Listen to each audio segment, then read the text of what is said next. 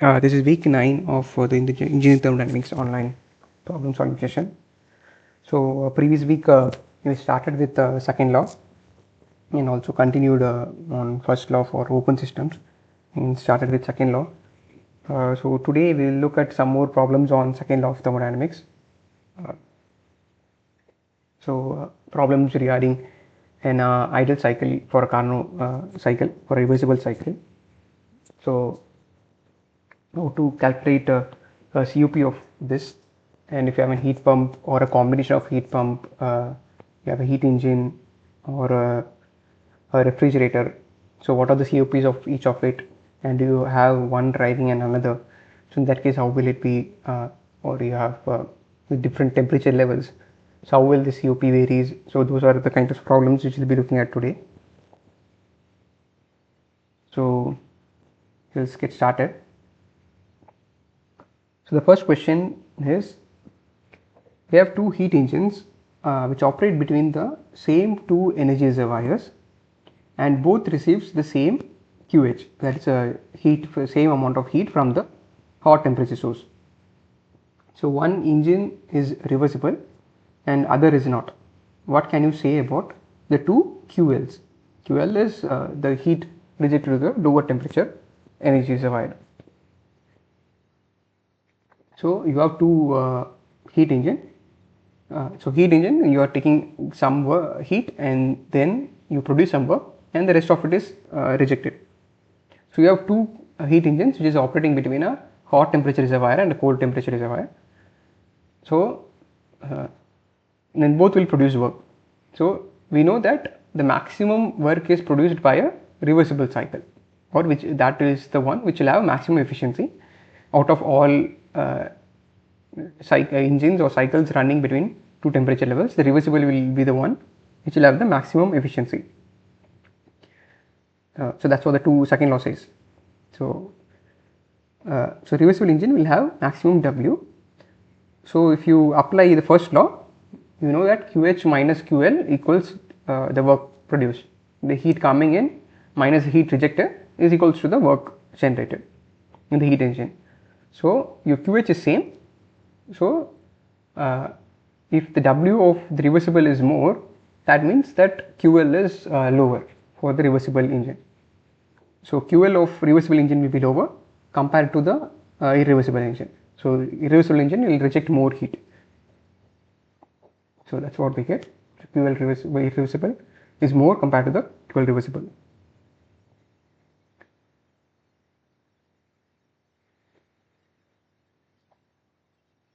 So moving on to next question. So compare two domestic heat pumps A and B running with same work input. If A is better than B, which one heats the house most? So we have two domestic heat pumps and we have same amount of work input to both of the heat pumps.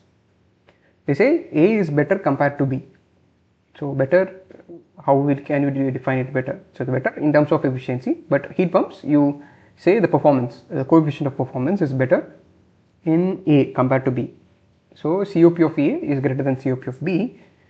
So what is COP? COP is your desired output divided by the input. So in case of heat pump, your output is the heat rejected. So whatever heat is getting rejected, so that is your desired output. So for this case, it will be QH, the heat rejected to the hot reservoir. So heat pumps, you will take away heat from the cold reservoir and pump it to a hot reservoir. So that's what happens in heat pump. So similarly, in this case, your the heat rejected to the hot reservoir is your desired output, and that divided by the work which you supply to the heat pump. So that is your COP. So QH by W. So that is your COP of any heat pump. So in this case, they say that COP of A is greater than COP of B. So that says QH by W for A is greater than QH by W for B. So since you are supplying both same amount of work, that says that heat pumped to the house with A is more compared to B. So QH of A is more than QH of B, Thus higher heat comes from uh, higher heat is comes from A.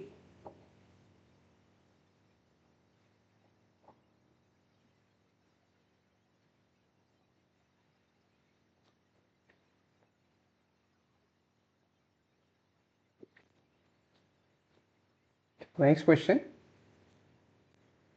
Assume a cyclic machine that exchanges 6 kilowatts of 6 kilowatt with a 250 degree Celsius reservoir and has, so assume a cyclic machine with that exchanges 6 kilowatt with a 250 degree Celsius reservoir and has a QL of 0 kilowatts and W of 6 kilowatts, and B QL of 6 kilowatts and W of 0 kilowatts. So, and QL is exchanged with a 30 degree Celsius ambient. So, what can you say about the process in the two cases A and B? The machine is a heat engine. So, repeat the question for the case of a heat pump. So, what will happen is, the first case, let's take it one by one. So, what we have, these are two reservoirs. So, one reservoir is at 250 degree Celsius hot reservoir, and then you have a cold reservoir which is at 30 degree Celsius ambient. So, with between these two reservoirs, you are running a heat engine, and in the second case you are running a heat pump. So, let's take the first one. So, we have a heat engine operating between 250 degree Celsius and ambient 30 degree Celsius. So, A part of the question says the 6 kilowatt of heat is getting converted to a 6 kilowatt of work, which is not possible. So, it violates the second law of thermodynamics. So, the Kelvin Planck statement. So, you cannot have a cycle running between just single heat source or a temperature reservoir, a single temperature reservoir. It is not possible, and that will create a perpetual motion machine, which is impossible. So, whatever 6 kilowatt is supplied to a heat engine cannot be converted to a work. So, A is not possible, and in the case of B, you are running heat engine, and whatever 6 kilowatt is taken by the heat engine is dumped to a cold temperature, and there is no work. So, this essentially says that there is no heat engine, but there is a direct heat transfer between a hot reservoir and a cold reservoir. This is actually possible. So, this is just like you are heating something and keeping it out, it eventually cools down. So, it is the for example, you boil water, so it is at 100 degrees Celsius, and then you let it cool. So, whatever temperature, it keeps on reducing. So, in the process it is rejecting heat to an ambient at lower temperature, and in this case you are not generating any work. So, this is similar to that. So, there is no work generated, and the heat transfer from a hot temperature source to a cold temperature source is possible. But the other way case, if you run a heat pump, so first one, it takes 6 kilowatt of work, and then it converts to 6 kilowatt of heat at 250 degrees Celsius. So, this is possible. Why? But this will not be a heat pump. So, it is like a resistance heater. So, you supply 6 kilowatt and you heat the fluid. So, in that case, whatever work is there, it is getting converted to heat. So, like what you use in a geyser at homes, these are electric resistance heaters, where the direct electrical energy is converted to heat. So, that is possible. So, first A is possible, and B, you have 6 kilowatt of heat from the low temperature reservoir is pumped to a hot reservoir at the same 6 kilowatt, is pumped to hot without any work. So, this again violates the second law. So, this is that violates the Clausius statement.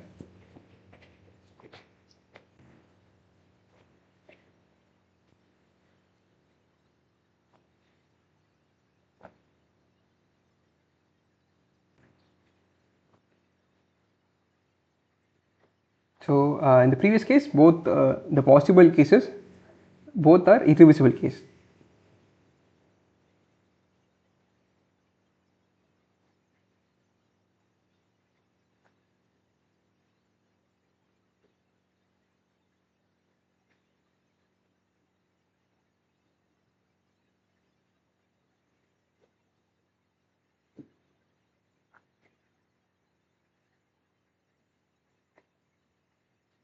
So next question, an industrial machine is being cooled by 0.4 kilograms per second water at 15 degrees Celsius, that is chilled from 35 degrees Celsius by a refrigeration unit with a COP of 3. Find the rate of cooling required and the power input to the unit. So what is the rate of cooling and the power input? So we are cooling from 0.4 kg per second of water flow rate from 35 degrees Celsius to 15 degrees Celsius using a refrigeration unit having a COP of 3. So COP is your desired input, that is the Q taken away from the water divided by the work done. So that is your COP. So for COP now we need to know how much Q is extracted from the water. So rate of heat transfer is 0.4 into Cp delta T, or m dot h1 minus h2 you can write for water Cp delta T. So m is 0.4, Cp of water is 4.18, multiplied by, from 35 degrees Celsius it is being cooled to 15 degrees Celsius. So 35 minus 15, which is 20, so that comes to be QL is 33.44 kilowatts. So the rate of cooling required is 33.44 kilowatts, and then the power input to the refrigeration unit will be, so COP is Q by W, so W will be Q by C3, COP is 3, so 33.44 divided by 3, so that comes out to be 11.15 kilowatts. So that is the amount of work which has to be supplied to the refrigeration unit to cool 0.4 kg per second of water from 35 degrees Celsius to 15 degrees Celsius.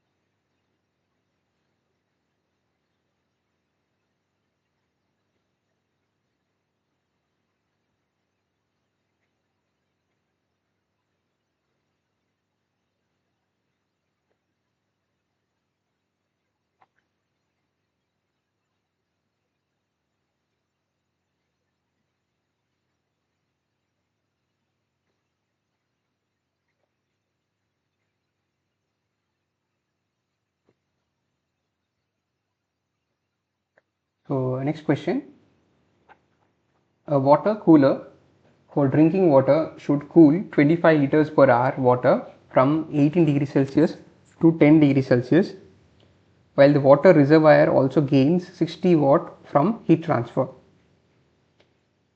Assume a small refrigeration unit with a COP of 2.5 does the cooling. Find the total rate of cooling required and the power input to the unit. So what is given is, you have a water cooler, so just like a normal water cooler which we see in some places where you get both cold and hot waters, so a similar kind of water cooler. So in the drinking water, it should cool 25 liters per hour of water from 18 degrees Celsius to 10 degrees Celsius, and this water reservoir also gains 60 watts of heat. So these are the two things which has been occurring. So one is cooling water from 18 degrees Celsius to 10 degrees Celsius, and you have to cool 25 liters of water in an hour. So that's the mass flow rate and the temperature to be cooled, and also heating provided is of 60 watts.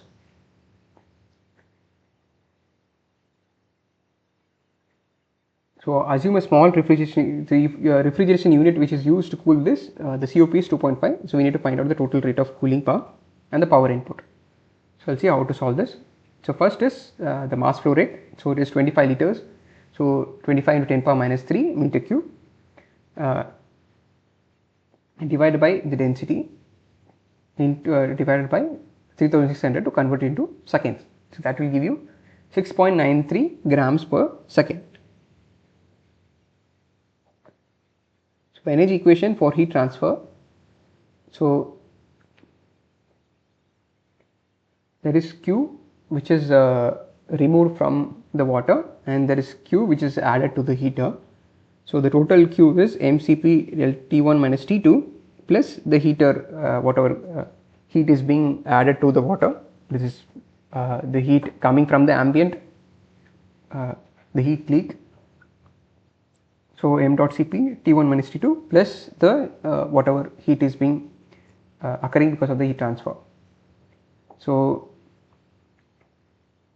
the mass flow rate is 6.93 into Cp is 4.18 multiplied by the delta T 18 minus 10 plus the 60 watts of heat transfer. So that gives you 291.8 watts. So this is the total amount of heat which has to be extracted from the water, and then the amount of work which has to be done. So heat transfer, the total cooling rate required is 291.8 watts, and the heat work which has to be supplied to the, or the power which has to supply to the refrigeration unit is COP is Q by W. So QL we know 291.8 and we know COP is 2.5. So 291.8 divided by 2.5 gives you 116.7 watts. So that's the amount of work which has to be supplied to the refrigeration unit.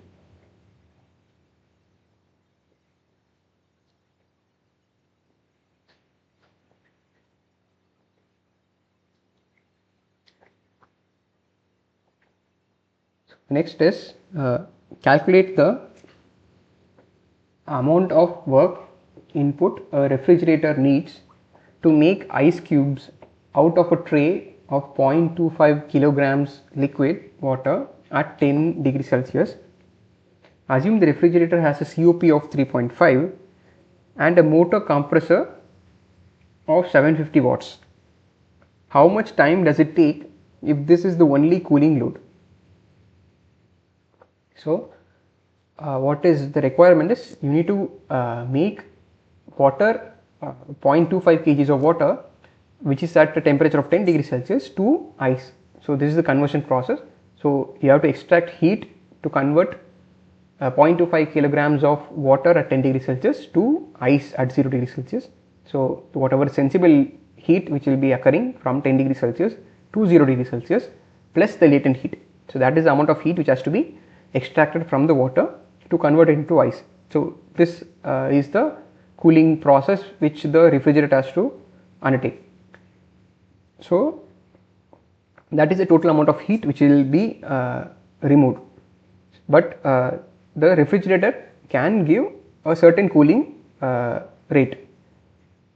So using this too we can find out the total time which it will take for the ice to be made. And we know that the COP of the refrigerator is 3.5 and the work which has to be supplied to the compressor is the power consumed by the compressor is 750 watts. So COP and the power consumed is given, so we can find the cooling rate. So the cooling rate is COP multiplied by work done. So because COP is Q by W, the cooling rate is COP into the work done. So COP is 3.5 and motor compressor work is 750. So simply 750 multiplied by 3.5, so it is around 2.6 kilowatts. So that's what we get.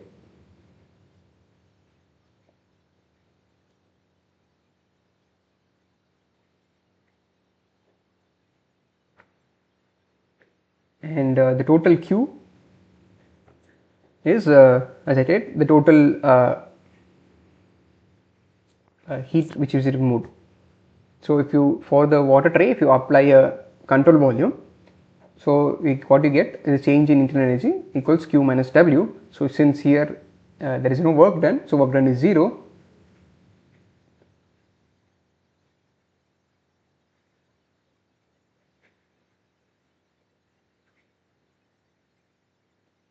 So here work done is because the change in specific volume of the water. So you what we get is P naught M V2 minus V1. So substituting that we get Q as m dot H2 minus H1, or what you can assume an easier approach is you have water coming in at 10 degrees Celsius and you have ice on the other side. You are getting ice at 0 degrees Celsius with the same mass flow rate. Then a simple open system control volume, you get m H2 minus H1. So substituting, you get H1 is 41.99 kilojoule per kg and H2 is minus 333.6 kilojoule per kg. So multiplied by 0.25 gives you Q is 93.848 kilojoules. So this divided by 2.6 gives you will give the same amount of work time, which is 35.75, or the other way is you can find out the total work which will be required, power consumed. So that is Q by again COP, which comes out total work done is 26.81 kilojoules. So this divided by the work rate of work which is done, which is 750 watts. So divided by that will give you 35.75. So both will give you the same. So either you can find out the cooling rate or you can find out the total work.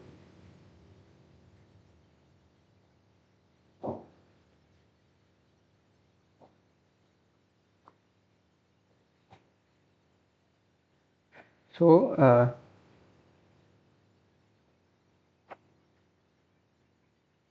the question was to find out the time, so that is 35.75 seconds.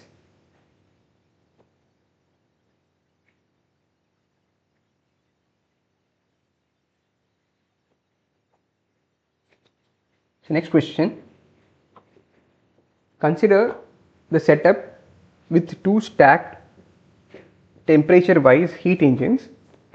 Let TH be for 850 Kelvin, Tm is the mid temperature reservoir, which is 600 Kelvin, and the lower temperature reservoir of 350 Kelvin. Find the two heat engine efficiencies and the combined overall efficiency using Carnot cycle.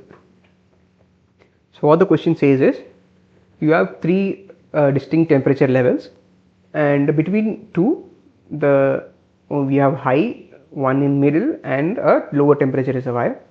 So you have a heat engine operating between the higher and middle temperature reservoir, and one operating between the middle and the lower temperature reservoir. So you have two heat engines. So each will have its own efficiency, and then what will be the combined efficiency of this both heat engines if the heat engines are operating as a Carnot cycle or operating the Carnot cycle. So and the three temperature reservoir temperature levels are given. So one is 850, one is 600, and other is 350. So we'll see how to solve this. So first we'll take the individual heat engines. So one operating between 850 and 600. So what we know is, for a Carnot cycle, the COP, this is a heat engine. So the efficiency of heat engine is your work done divided by Q, which is the heat supplied. So here is QH. So 1 minus QL by QM by QH. So that's what we get. So efficiency is 1 minus TM by TH. So the efficiency of the first engine will be 1 minus 600 by 850. So that gives you 0.294 or 29.4% is the efficiency of the engine. The second engine efficiency is 1 minus TL by TM. So this gives you 1 minus 350 by 600. So that comes out to be 0.417 or 41.7%. So the overall efficiency will be the total work supplied by the engines, or the total work generated by the engines divided by the total heat input. So that will be, or the the combined overall efficiency will be the work generated by the both engines and heat which is supplied to the engine, the first engine, because the second engine will receive the same amount of heat as the first engine. The first engine will reject Qm and that is consumed by the second engine. So the only heat which is being input is QH. So W net by QH. So that gives you W1 plus W2 divided by QH. So W1 by W2 by QH is can be written as efficiency 1 plus W2 by QH. We know W2 as efficiency of second engine multiplied by Q dot M, and Q dot M by Q dot H is 1 minus of efficiency of heat engine 1. So that's what we get. Efficiency 2 is 1 minus W2 is efficiency of the heat engine 2 multiplied by 1 minus efficiency of heat engine 1 multiplied by Q dot H. So substituting it in the overall efficiency formula, what we get is efficiency 1 plus efficiency 2 multiplied by 1 minus efficiency 1. So eta 1 plus eta 2 multiplied by 1 minus eta 1. So substituting the values, so eta 1 is 0.294, eta 2 is 0.417, substituting the values, so we get efficiency to be 0.588. So but if you see this is similar to, because the heat engine heat engine 1 is rejecting heat to a middle reservoir Qm, and that is the same amount which is taken by the second heat engine. So essentially there is no heat reservoir. So you can combine these two heat engine as a single heat engine and a Carnot cycle operating between the hot source and the cold reservoir. So if that's the case, the efficiency for this Carnot cycle operating between the hot temperature reservoir, which is 850, and the cold temperature reservoir, which is 350. So the efficiency of this will be 1 minus TL by TH. So substituting the value, you get the same efficiency as 0.588. So because all were operating between Carnot efficiencies with Carnot efficiency or Carnot cycle, reversible cycles, so this is possible. If one of the heat engine would have been not a reversible engine, it would have an irreversible engine, so this would have not been true.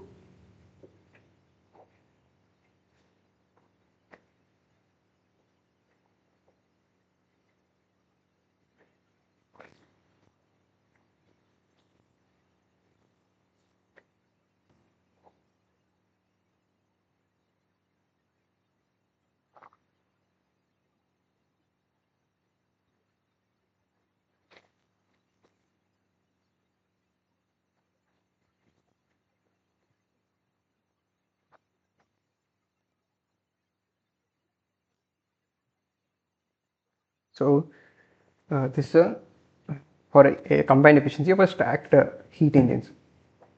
So even this will be true for in case of a refrigerator or in case of a heat pump. If the combined efficiency will be equal to a heat engine or a heat pump or a refrigerator operating between the hottest and the coldest reservoirs. In the case of stacked arrangement, this for a reversible cycle, this will hold true. So that's what we see from this example. So it just depends upon the temperature levels, the hottest and coldest for a reversible cycles operating between multiple temperature levels but stacked together.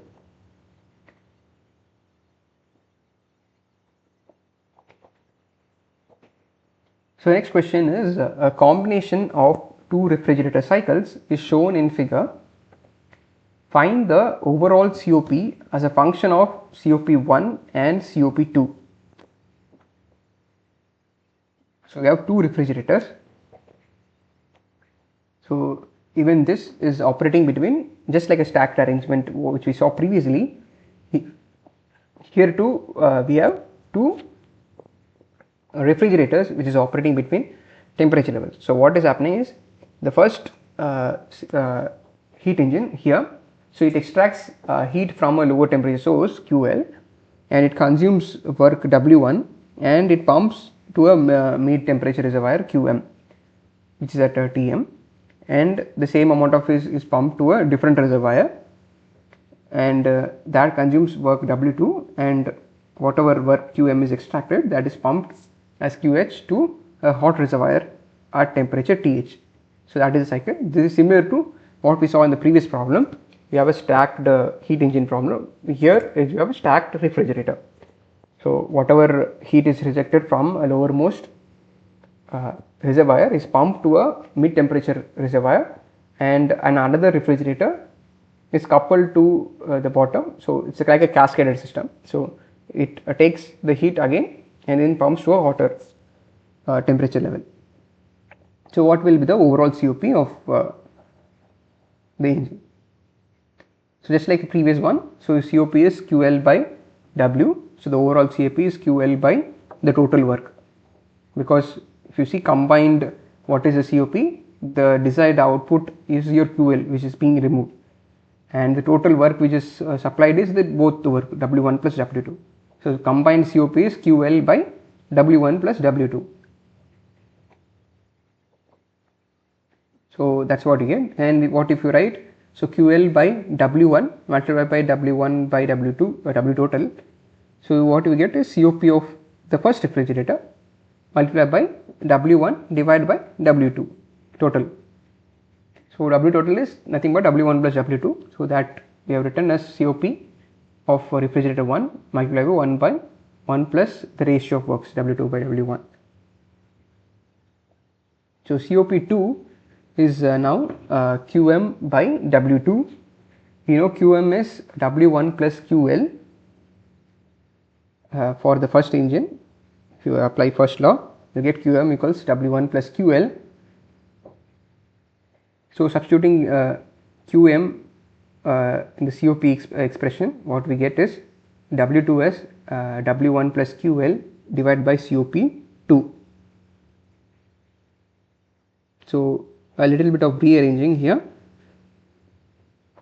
What we get is W2 by W1 is 1 plus QL by W1, which is nothing but COP1 divided by 1 plus COP2. So we get 1 plus COP of refrigerator 1 divided by COP of refrigerator 2. So that is the work ratio W2 by W1. So substituting this in the above equation, so the total COP comes out to be the product of the refrigerator COP divided by the sum of the COP plus 1.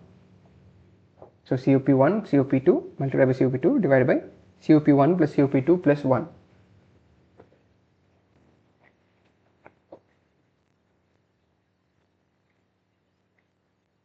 So that is the combined COP.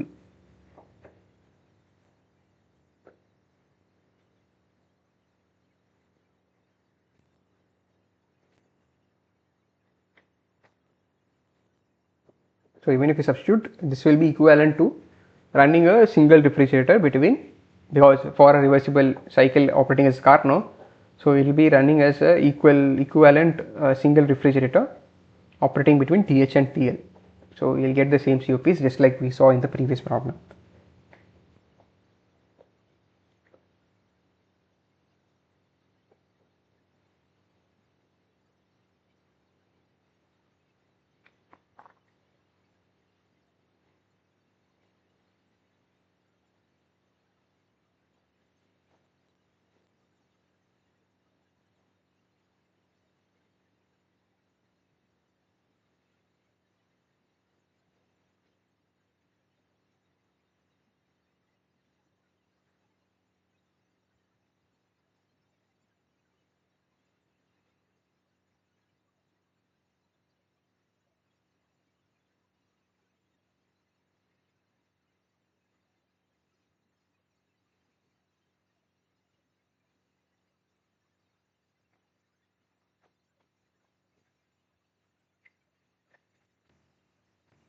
So moving on, next question.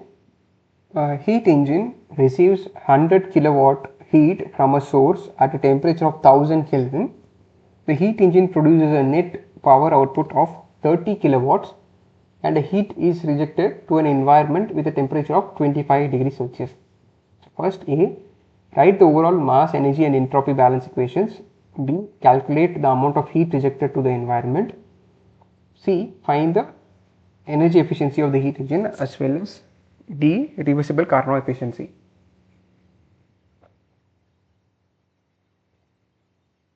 So if you write the energy balance, so mass will be constant. So energy balance is the Q in equals Q out plus W net. So that is the work output, the energy output. So energy in is Q in, the energy out is Q out plus W net. The entropy balance, if you see, so Q in plus TH plus entropy generated equals Q out plus TL. So what is asked is calculate the amount of heat rejected to the environment. So Q in, we know Q in is Q out plus W net. So it consumes 30 kilowatts and it receives 100 kilowatts. So the rejected will be 100 minus the 30, so that is 70 kilowatts. And then calculate the amount of, then find the energy efficiency of the heat engine. So efficiency of the heat engine is nothing but the desired output divided by the input. Output is your heat engine in case, work done is your desired output. So W net by the input, so which is Q, so that is 30 by 100, so that gives you 30% efficiency. And to compare it with the reversible engine, so Carnot efficiency is given by 1 minus TL by TH. So that is your Carnot efficiency for a heat engine operating between temperature reservoirs TH and TL, where TH is the hot temperature reservoir and TL is your cold temperature reservoir. So efficiency for this, so the temperature levels are 100 Kelvin and 35 degrees Celsius. Sorry, 25 degrees Celsius. So your efficiency will be 1 minus TL by TH. So TL is 273 plus 25, which is 298 divided by 1000. So that gives you 0.298. So 1 minus 0.298. So which is equals to 70.2%. So that is the efficiency of the reversible engine, but the actual engine efficiency is 70%. So if you see, that is like 42.7% of the reversible engine efficiency. So the actual efficiency is just 42.7% of the actual reversible cycle efficiency which is possible.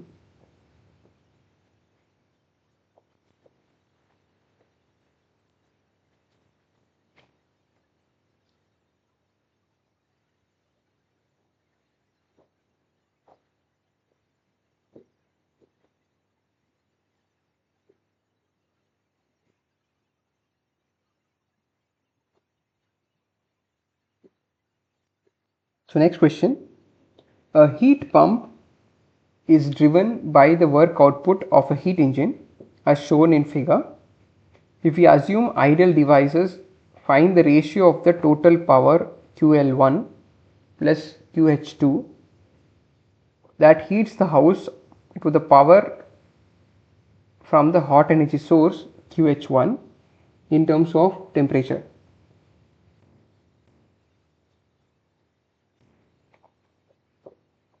So what is happening is, we have one heat engine and we also have one heat pump. So the heat engine receives QH1 heat, some heat from a hot temperature reservoir, and you are using that to generate some work, and in the process the whatever heat is rejected from the heat engine is used to heat the room. So that is the heat engine. So heat engine operating between a hot temperature reservoir and the temperature of the room. So it will generate some work, and that work is used to run a heat pump which is pumping heat from the ambient to the room. So a heat engine and a heat pump is coupled in this example. So you are receiving QH1 from the hot temperature reservoir, and you are rejecting QL1 to the room in a heat engine. The work generated in the heat engine is then driven, is used to drive a heat pump which is extracting a heat QL2 from the ambient and rejecting heat QH2 to the room.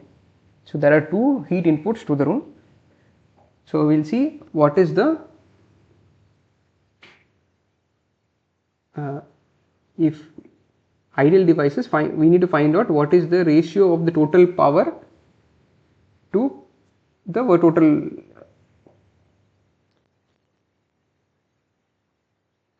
find the ratio of total power QL1 plus QH2 divided by your input QH1. So your desired output here is QL1 and plus QH2, and whatever heat is added to the room. So your aim is to heat the room. So your desired output is whatever heat is coming into the room. And what is your input? The input here is QH1 because there is no work which is coming out of the system. So if you take this as a black box, the only heat input which is coming in is the heat source which is coming from the hot temperature reservoir, and which is supplied from a hot temperature reservoir, so QH1, and output is your QL1 plus QH2.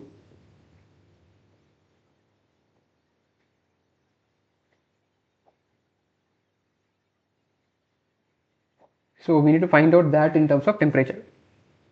So for a heat pump, the COP can be written as QH2 divided by W.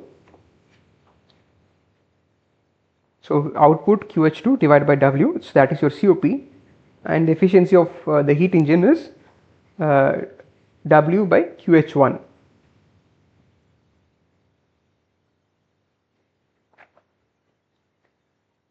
So for COP of a heat pump, it is QH2 divided by W. So W can be written as QH2 minus QL2.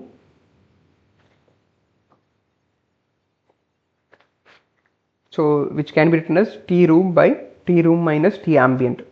So that is the typical COP in terms of temperature, which is low temperature reservoir divided by the temperature difference. The T for for heat pump, which is TH by TH minus TL. So that's what is written here, T room by T room minus T ambient. In this case, T room is hotter reservoir and compared to the ambient. So T room by T room minus T ambient. And the work done is QH2 by your COP of the heat pump. So you get W as T room by T room minus T ambient multiplied by the heat supplied QH2. And what we know from heat engine is the work done is the efficiency of heat engine multiplied by the heat supplied to the heat engine, so which is QH1. So the efficiency is nothing but 1 minus TL by TH. So TL here is T room because the room is a lower temperature reservoir compared to the hot temperature reservoir from which the heat engine is receiving heat. So 1 minus T room by TH multiplied by QH1. So that is the work. So equating this to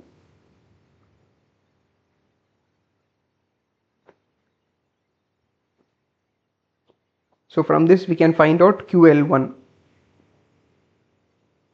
because that is the amount of heat which is supplied to the room. So for finding out the desired output, which is QL1 plus QH1, sorry QH2, QL1 plus QH2. So QL1 is nothing but applying first law to heat engine, which is QH minus W. So substituting we get T room by TH multiplied by QH1. So the ratio will be QH2 plus QL1 by QH1 is T room by TH plus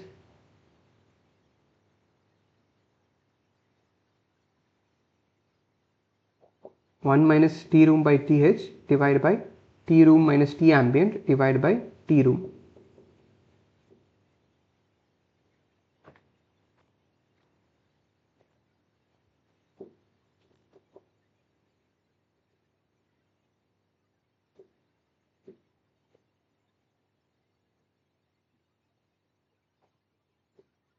So rearranging, what we get is T room by TH multiplied by TH minus T ambient divided by T room minus T ambient. So this is what we get.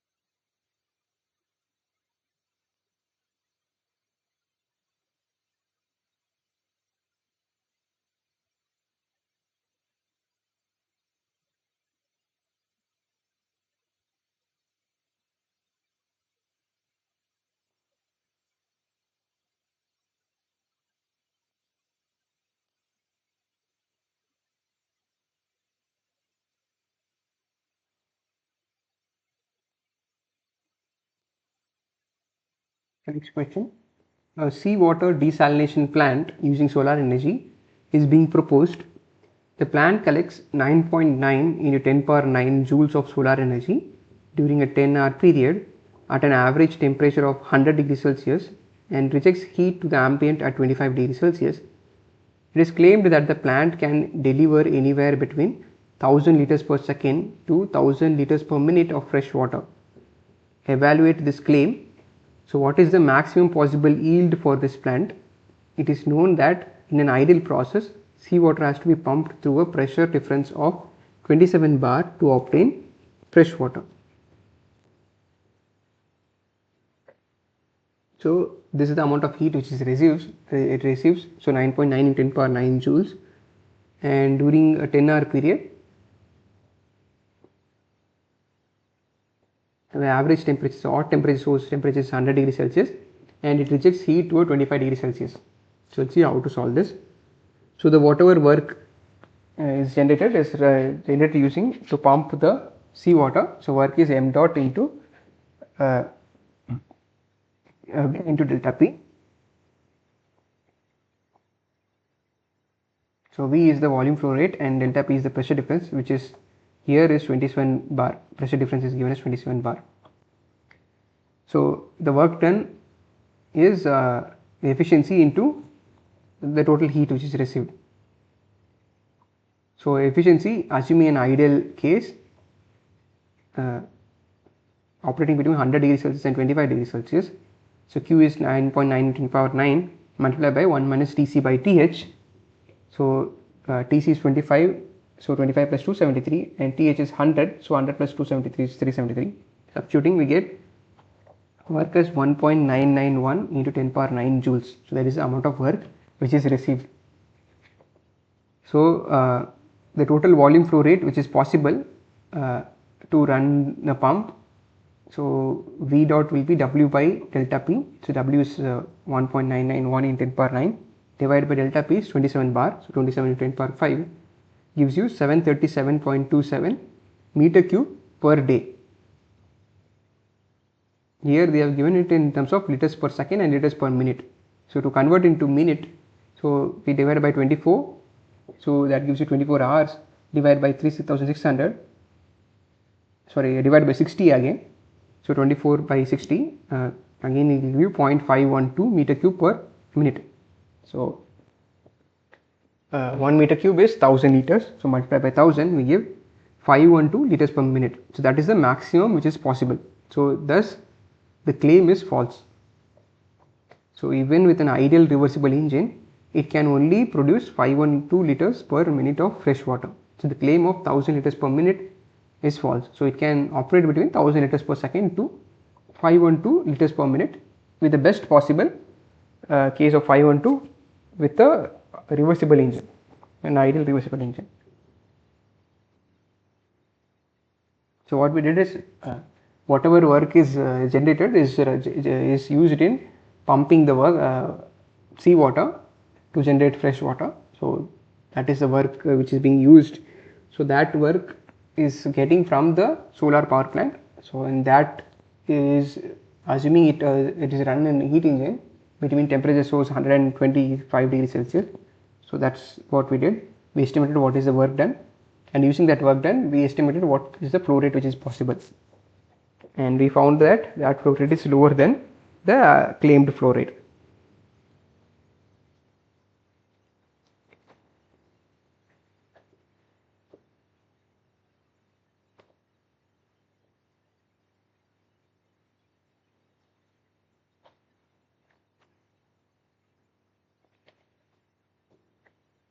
So next, a reversible engine operates between reservoir at 1000 Kelvin and 500 Kelvin.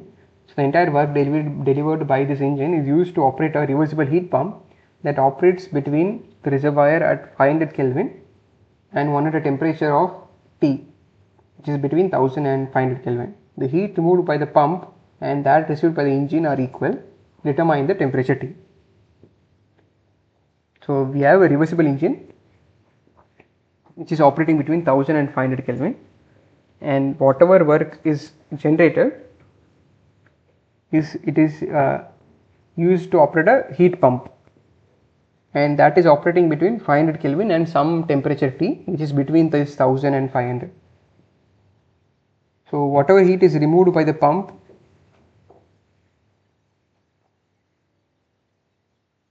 and that received by the engine are equal. So whatever heat is received by the engine from 1000 degrees Celsius, that is equal to the amount of heat which is taken by the heat pump. So that's what is given. Determine the temperature T. So for the first case,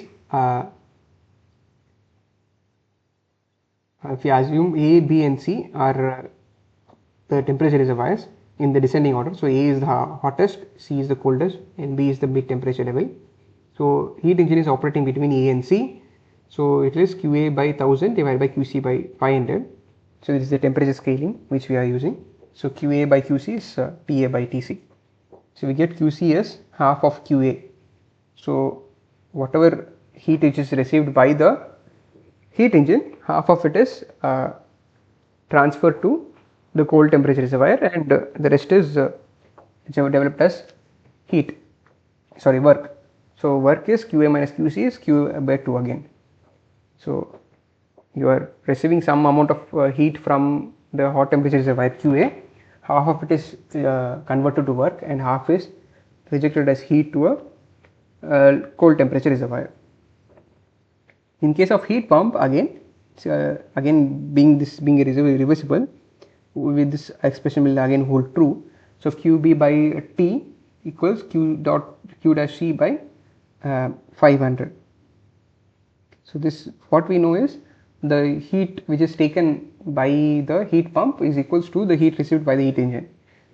So for this case, QB will be T by 500 multiplied by Q dash C, and your difference to calculate the work which is received by the heat pump will be QB minus Q dash C. So that is QA by 2, because whatever heat is generated by the heat engine is supplied to the heat pump. So that is T by 500 minus 1 multiplied by Q dash C equals QA by 2. What we know is Q dash C is equal to QA. So what we have is T by 500 equals 3 by 2. So T is 70 Kelvin. So T will be 3 by 2 multiplied by 500, which is 750.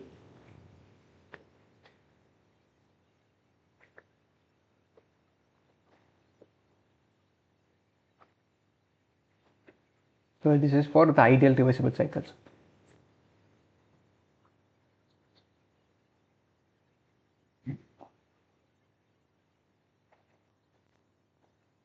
So next is a question. Consider a Carnot cycle heat engine operating in outer space. So heat can be rejected from this engine only by thermal radiation, which is proportional to the radiated area and the fourth power of absolute temperature.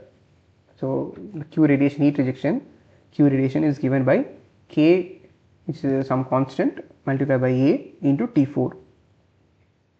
So shows that for a given engine work output and given TH, the radiated area will be minimum when the ratio TL by TH is 3 by 4.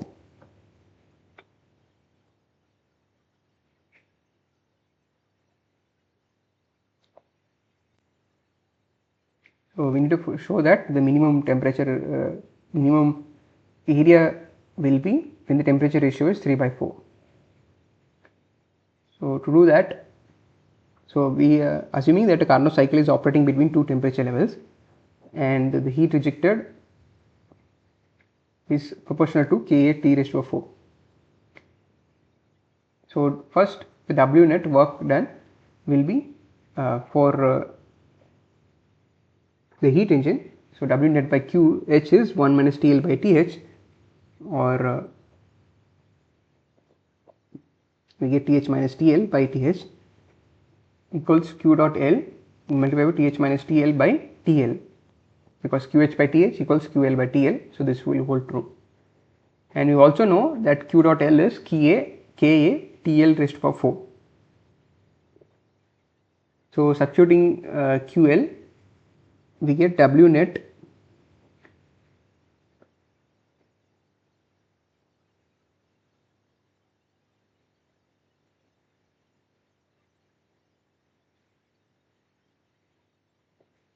by KTH raised to power 4 equals A TL raised to power 4 divided by TH raised to power 4 multiplied by TH minus TL minus 1. So we are just multiplying by dividing by TH raised to power 4 and substituting QL.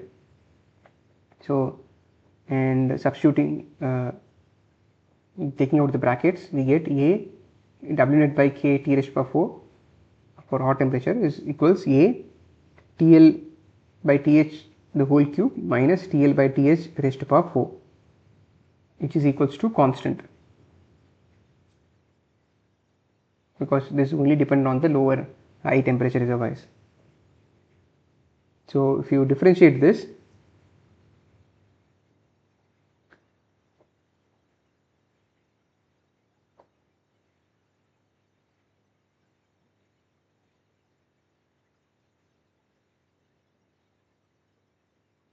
so differentiating this with respect to TL by TH,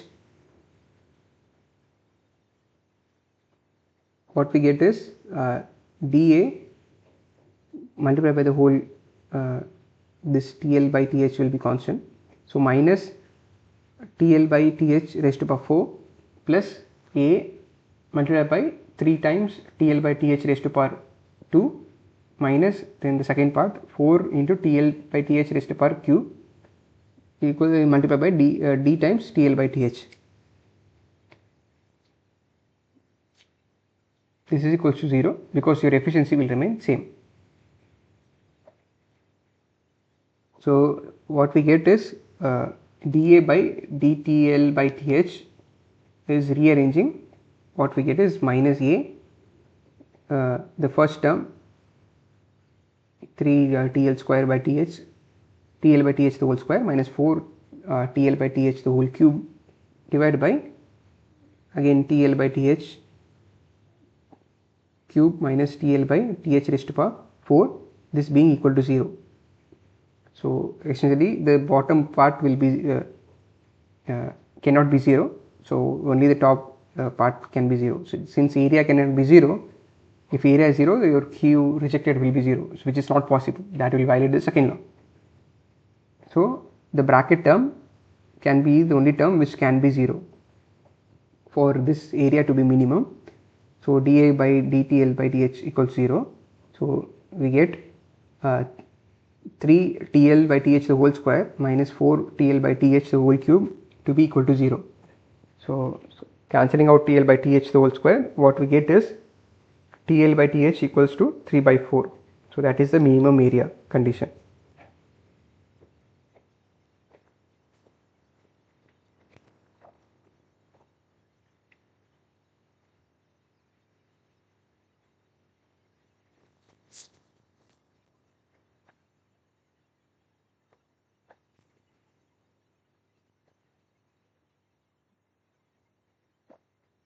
Next question. We have two reversible power cycles labeled 1 and 2 are arranged in series. The first cycle receives energy from a reservoir at TH and rejects energy to a reservoir at an intermediate temperature T. The second cycle receives the energy rejected by the first cycle to the reservoir at T and rejects energy to a reservoir at Tc lower than T. Derive an expression for the intermediate temperature T in terms of TH and Tc when A, the net work of the two cycles are equal, and B, the thermal efficiency of the two cycles are equal. So this is similar to the previous stacked kind of arrangement. So we have two reversible power cycles, so that is heat engines. So one is getting heat from the hot temperature source and rejecting to a intermediate temperature source. So the second takes heat from the intermediate temperature source and rejects to a cold temperature source. And we need to find out the intermediate temperature in terms of the temperature of the hot and cold temperature. So for the two conditions here, so when we have two cycles of which consume same amount of work, the second the same amount of efficiency. So first case, applying this also you will get it from the Clausius inequality for reversible or the temperature scaling. So you get QH by TH equals QC by T intermediate temperature for the first heat engine, and similarly for second heat engine, so QH by T equals QC by TC. This for the second heat engine. We know QH1 is QC1 multiplied by TH by T, and similarly for the second case QC2, which is QH2 TC by T. So what we know is the first case both the work are same. So work is nothing but your heat input multiplied by your efficiency. So the the work for first heat engine will be QC1 multiplied by the efficiency TH by T minus 1, and similarly for the second QH2 is 1 minus Tc by T.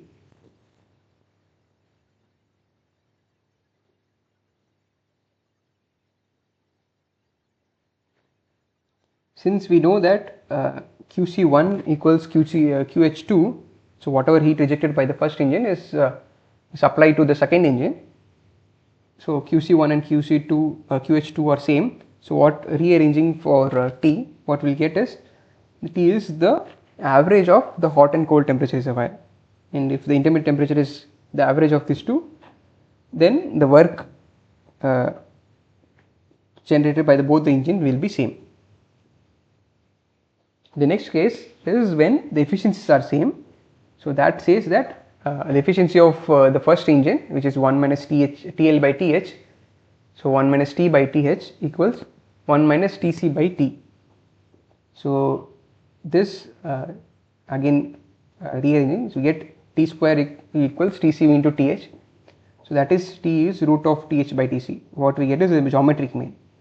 So previously when the works are same, what we get is the intermediate temperature to be a arithmetic mean, and when we have the efficiencies of the engines to be same, the intermediate temperature level, we get the temperature to be a geometric mean.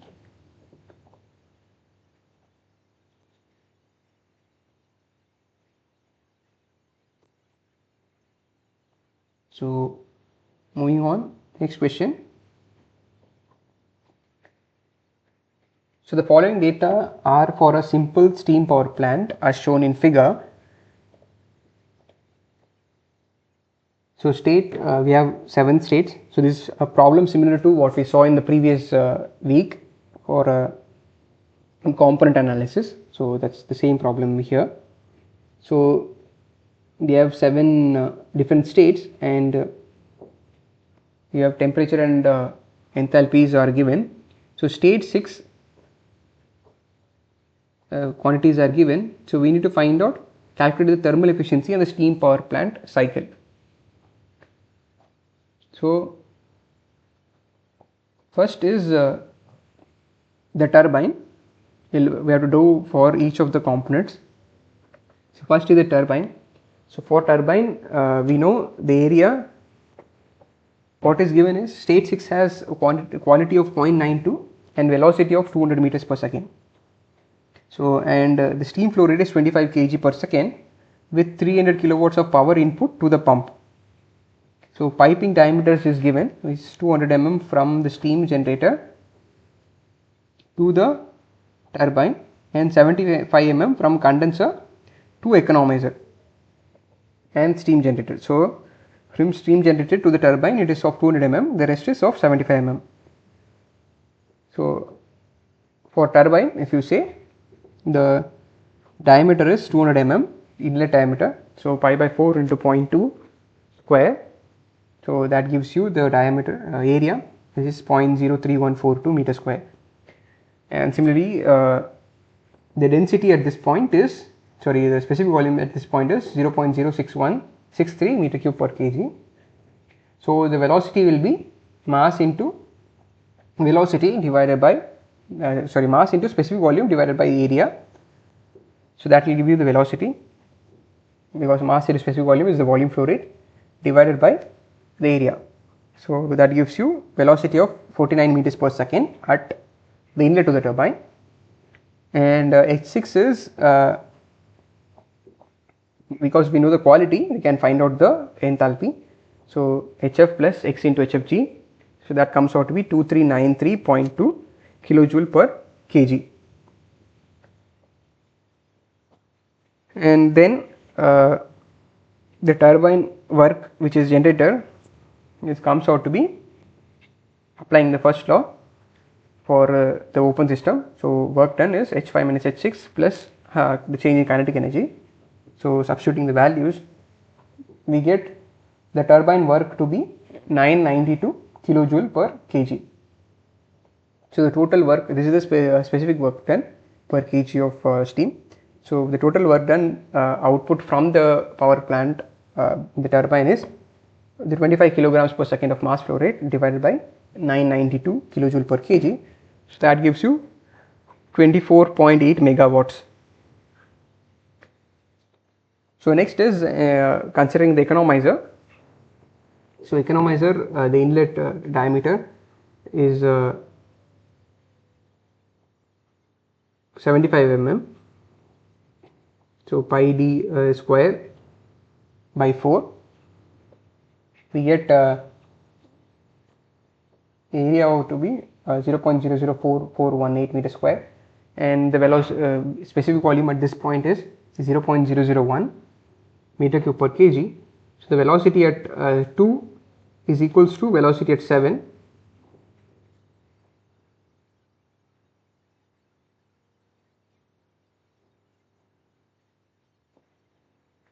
Because it is pumping through the pump, so there will be negligible change in specific volume in the pump because liquids are incompressible. So V2 equals V7, so m into specific volume divided by area, so that gives you velocity of 5.7 meters per second. And V3 will be specific volume at 3, because the mass flow rate is same, so what we get is specific volume at 3 divided by specific volume at 2 multiplied by the velocity. That gives you velocity at 3 to be 6.3 meters per second.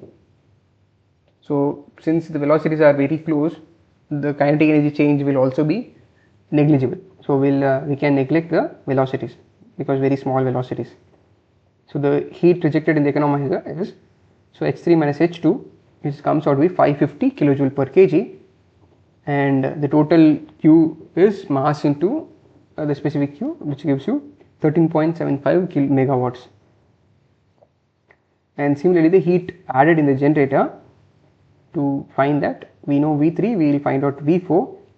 So to find out V4, the area there to the generator is again of 200 mm. So the area is same as the turbine area inlet to the turbine pipe, and the velocity will be, for that we need to find the specific volume. So specific volume at state 4 is 0.06, so corresponding to this pressure and temperature. So 175 and 5.7 MPa, we get specific volume of 0.06023 meter cube per kg. So velocity is comes out to be 47.9. So inlet it as 6.3 and outlet is at 47.9. So Q generated will be H4 minus H3 plus V4 square minus V3 square divided by 2 into 10,000. So that comes out to be 2683 kilojoule per kg, and multiply by 25 for the total heat which is supplied to the generator, it comes out to be 67.075 megawatts. So the total added heat transfer is 13.758 in economizer and 67 in the generator. So total is 80.83 megawatts, and the work is 24,800. So 24.8. So substituting that here, so what we get is 0.303 or 30%. So here take this. So we get 30.3%.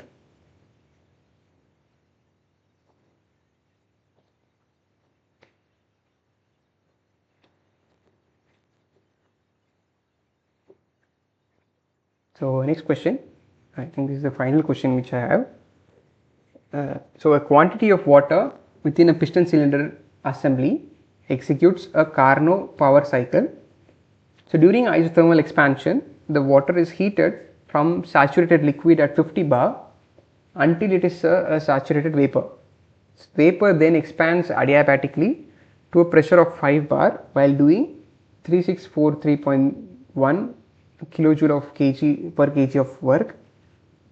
So for this, sketch the cycle on a PV coordinate, evaluate the heat transfer per unit mass and work per unit mass for each process in kilojoule per kg, and C, evaluate the thermal efficiency.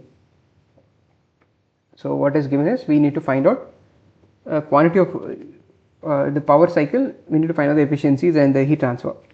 So what is given is, the water undergoes a Carnot power cycle, and during isothermal expansion the water is heated from saturated liquid at 50 bar to a saturated vapor. So this is isothermal expansion, and then you have isentropic expansion, and then that's what they say, the vapor then expands adiabatically to a pressure of 5 bar. So from 50 bar to 5 bar, there is a isentropic expansion, so or a reversible adiabatic process, and then there will be a isothermal compression and then an isentropic compression.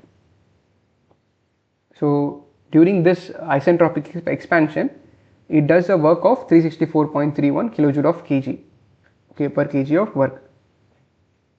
So that's the values which we know. We know 50 bar, 5 bar, and how much work is generated in a isentropic expansion. So first we will draw a sketch of how the process will be.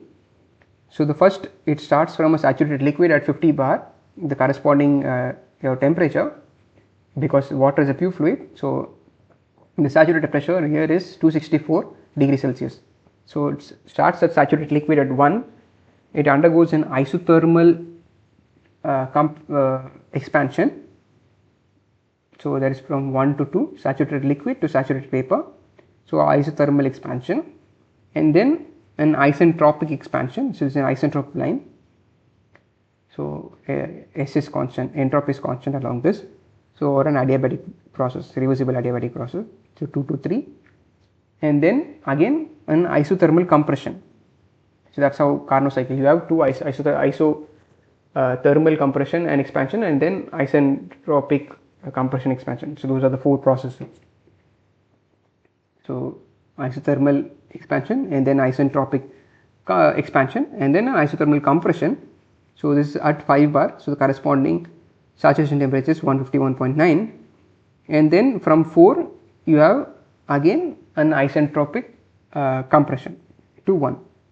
So you have to follow from 1 in isentropic line, and you see where this meets the 5 bar. So that's 0.4. So what is the data which we know? So 2 to 3 and 4 to 1, there is no heat transfer because it's a reversible adiabatic process, and the work generated during process 2 to 3 is 364.31. So that is one which we know, and we know the state points 1 and 2, which is at 50 bar, and the quality of 0 and quality of 1 for state point 2, and 3 and 4 which we have to estimate using this 1 and 2. But we know that it is at 5 bar. So for the first process 1 to 2 in isothermal expansion, so for state 1 your specific volume and U1 can be found out used for the saturated liquid condition. So these are the values. So 0.001289 meter cube per kg, and the U1 is 1147.8 kilojoule per kg. And similarly state 2 is saturated vapor.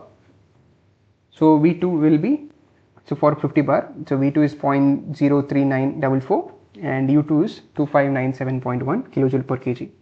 So if you apply the constant pressure expansion process, because isothermal for in this case both the pressure and temperature will remain constant in this process. So we can find out W12 is P1 V2 minus V1. So W12 comes out to be 190.77 kilojoule per kg.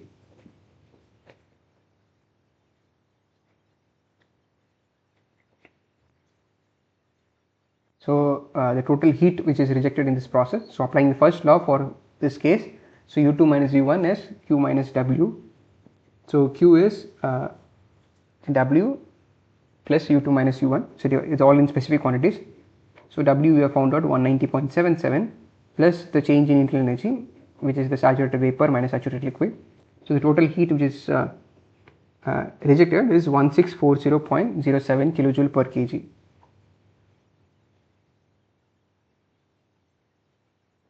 Sorry, heat added is 1640.07 kilojoule per kg.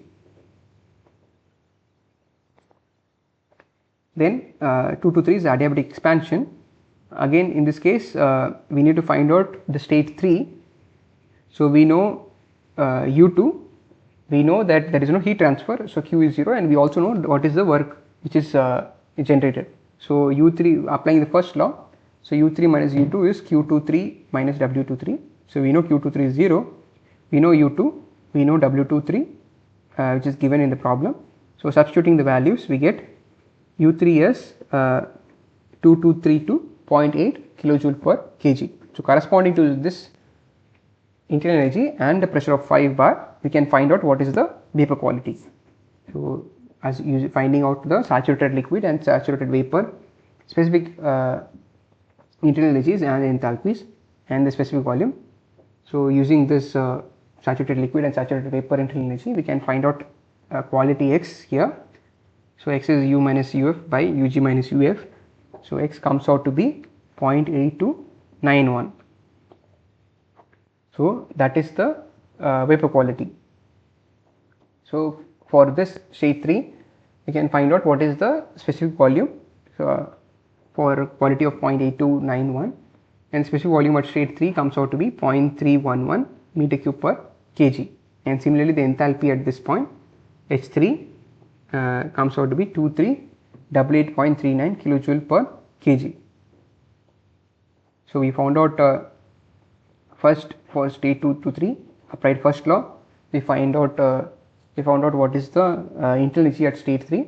Using that and the saturated liquid and saturated vapor internal energies, we found out what is the quality, and using this quality we then later found out what is the specific volume and the enthalpy at state 3. So for process 3 to 4, since this is an ideal cycle, Carnot cycle, so we can apply the temperature scaling or the Clausius equality. We get QC by QH for reversible cycle equal to be TC by TH. So QC will be this is the ratio of temperatures. So QH we know, we have found out 1640.07 kilojoule per kg. So multiply by your temperature ratio, so 424.9 divided by 537, so that comes out to be 1297.7 kilojoule per kg. So that is the amount of heat which is rejected in QC, because the heat transfer in 3 to 4 is 0. So here heat rejected is QC is 1297.70 kilojoule per kg. So since this is rejected, so it will be negative. So we have to write minus 1297.7 kilojoule per kg. So for process 3 to 4, so now we can write the first law. So U4 minus U3 is Q34 by M minus W34 by M.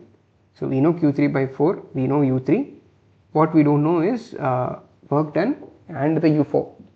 But W34 is an isothermal process, also an isobaric process, because for fluid your both temperature and pressures are constant. So we can write W34 as P into the change in the specific volume. So substituting that, we get W34 as P3 V4 minus V3, and U4 minus U3. You can combine it, and Q34 comes out to be H3 minus H4. So we can find out H4 because we have already know H3. So H4 is Q34 plus H3. So H4 comes out to be 1090.69 kilojoule per kg.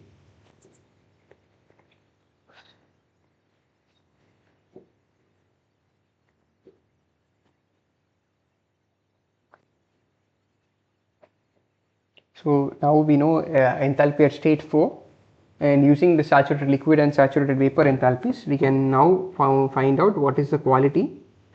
So X is H4 minus HF divided by HFG. So that X comes out to be 0.2136. So that is the quality of vapor at state 4.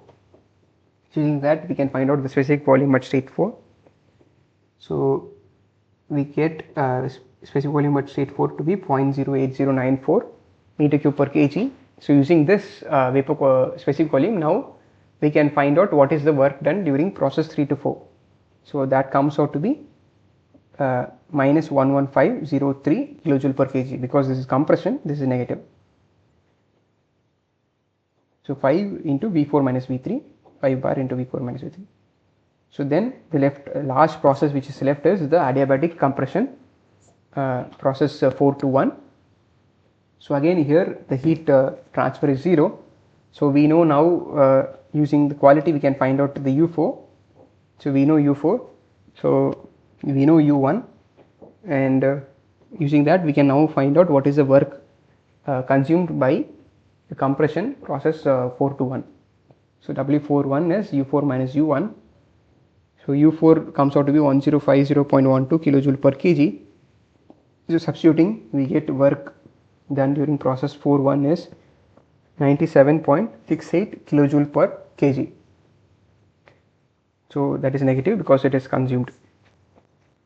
So this is the total process and how much heat and work has been transferred. So process 1 to 1640.07 kilojoule per kg of work heat is consumed, and 190.77 kilojoule per kg of work is done by this cycle. And 2 to 3 there is no heat transfer, this adiabatic process, and then we receive 364.31 kilojoule per kg of work. And in process 3 to 4, we know it rejects minus 1297.7 kilojoule of per kg of heat, and it consumes 115.03 kilojoule per kg of work. And 4 to 1, since it's reversible process, so it consumes 0 heat and rejects minus 97.68 kilojoule per kg. So if you add up all the heat transfer and work transfer, we get 342.37. So that is equal to the work which is received, total work, the net work, and is the net heat transfer. Because for a closed cycle, Q net is equal to W net.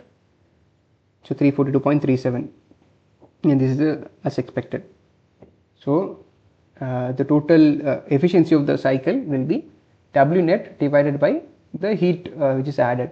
So W net is 342.37. The heat added is 1640.07. So 342.37 divided by 1640. So your efficiency is 0.2088. So 20% is the efficiency of the cycle. And if you can compare it with the Carnot cycle, because here what we assumed is ideal cycle processes. We consumed this Carnot cycle process, a reversible Carnot cycle process, isothermal and isentropic process, which is consists in a Carnot cycle. So that's what we did. Instead of finding in the temperature levels, we solved a Carnot cycle with the process. So, and we found out the efficiency to be 0.2088. So what if we use the Carnot efficiency straight away for the temperature levels, with the temperature levels. So here the temperature levels are for saturation pressure corresponding to 50 bar and 5 bar. So maximum efficiency is 1 minus Tc by Th. So that comes out to be 1 minus T4 424.9 divided by 537. You still get the same efficiency of 0.2088. So you get 20.88% efficiency. The same efficiency is what we get.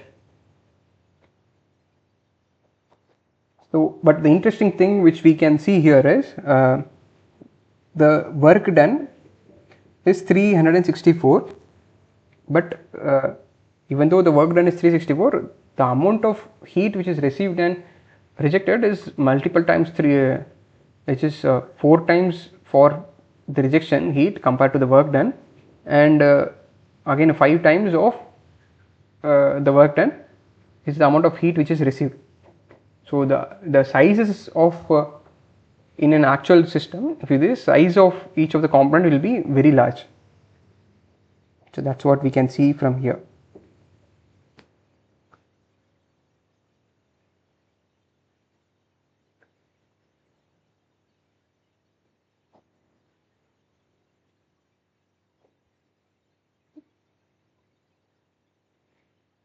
Okay, so with that, I finished what I prepared for today, all the problems on second law of thermodynamics. So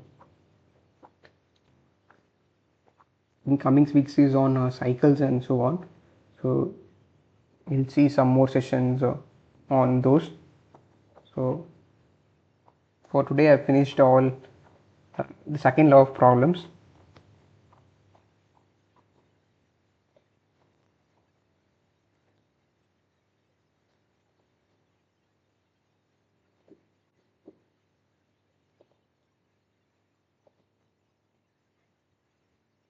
So that's it for today. So see you next week. Thank you.